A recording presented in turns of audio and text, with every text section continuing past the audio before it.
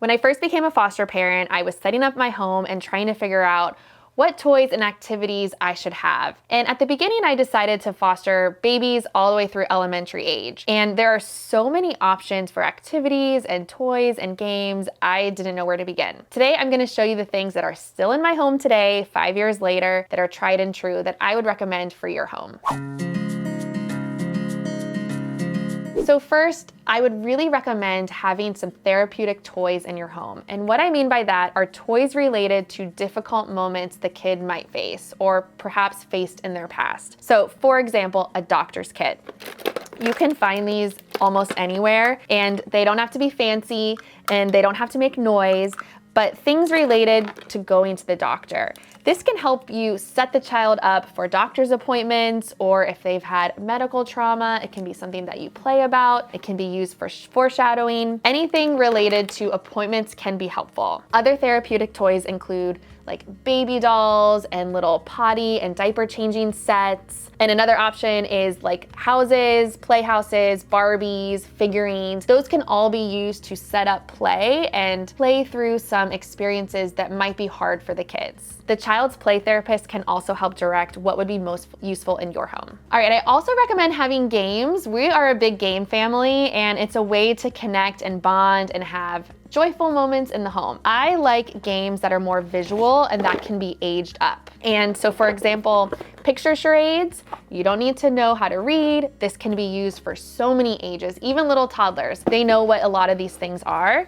And this is the one we have, and it has, easy things like animals and essentially people acted out. You can be silly. And the bonus with a game like this is you have essentially flashcards. And so if you're trying to communicate with a child and you want to talk about doing something, here are some built-in visuals. So I sometimes go through this box and pull out things that I'm trying to show the child in a visual way. So that's the picture charades. Another one is the headbands. And that's the one where you put like the picture on your forehead and you try to guess what it is. This one I find can be used for all ages and it involves everyone, and it can just be a lot of fun. I also recommend having a standard block set. So that could be wooden blocks, foam blocks. I prefer the magnet blocks. If you haven't seen these before, they're blocks that magnet together and you can build unlimited things. I actually purchased an idea book because for some kids who haven't played with these before, they maybe don't know where to begin, and it gives them ideas on things to create. It also encourages independent play, but blocks are really just used in so many different occasions, all different ages. I really like having some on hand. And the magnet blocks I've had since the beginning. I've added in like a train set, and we have a few other wooden block sets, but the magnet blocks are used most often. I also love to have imaginative play items. This is a way for you to be silly with the kids and also for them to be playful. Kids love imaginative play, and this isn't just for girls. So yes, I have like dress up clothes that are dresses, but you can find construction outfits and all different kinds of things for kids to dress up in. It can be a lot of fun for them. This gets used all the time, and it can also be helpful to have on hand if you get a placement around Halloween. You don't have to scramble as much because you do have things on hand. And along with that, having play food or a play kitchen can also be really fun for kids. We have like a birthday cake and all different types of kitchen supplies. Kids love to pretend. You can play restaurant. You can practice those skills as well. And it also is a way for you to get to know the kids and maybe discover foods that they like that maybe you didn't think of. And lastly, don't forget comfort items. Some kids want to pick out their own, or maybe they'll come with some, but I find that having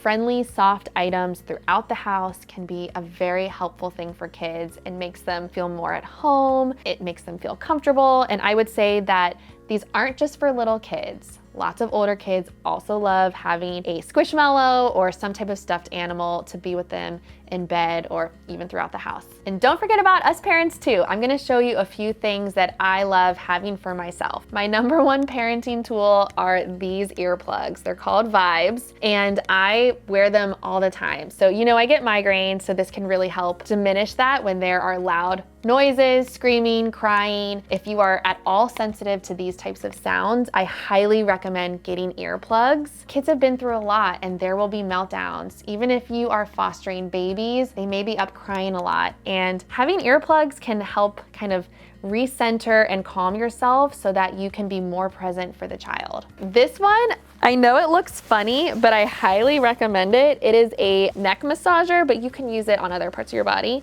And it also has heat. And essentially you put your arms in here and you can sit down and you can adjust the pressure with your arms. And this is it, guys. This is where it's at. And so this helps just relieve stress. Of course, it can diminish the frequency of migraines, or if I have one, it helps with that too. Chris and I both use this all the time. One little pro tip, if you're going to get this, make sure you get the one that you don't have to keep plugged in, because don't be fooled. There are two options, and the one that you can use anywhere in the house is much better. This is probably something totally overlooked, but I'm bringing it up with you, is the shoes you're wearing. So I am running around constantly, and please excuse me, these are the shoes I wear on a daily basis. And these are specifically Kidzik, but they have different brands and they're hands-free shoes. So essentially, if you are carrying all your binders and a baby and all the other stuff, you can step into these shoes without using your hands. And I know that sounds so silly, but it is worth the money to me. I hope that helps you get your home set up and ready to foster. If there's something that you're wondering about or looking for, let me know in the comments below and I'm happy to help you. And I also have everything linked below if you want to grab some for your home.